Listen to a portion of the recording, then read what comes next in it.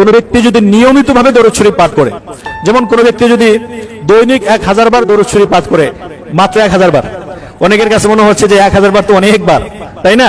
কিন্তু কোনো ব্যক্তি যদি এই আমলটা করতে পারে, আল্লাহ তাআলা, আমি এই আমলটা করার পরে, আমি পরীক্ষিত একটা আমলের কথা বলছি, আমার কোনো একটা সময়ে 2018 সালে একটা বিষয়ে খুব বেশি প্রয়োজন ছিল, এবং এটা এমন একটা সময় প্রয়োজন, ওই সময়ে ওইটা পাওয়ার আর কোনো সম্ভাবনাই নেই।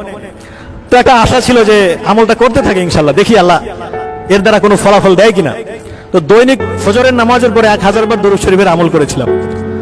তো বেশিক্ষণ সময় লাগে নাই।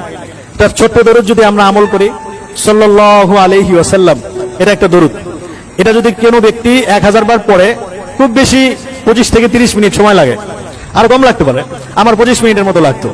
তো প্রতিদিন ফজরের নামাজের পরে আমলটা শুরু করলাম। তো শুরু করার পরে আল্লাহর উপর ভরসা করে গেলাম।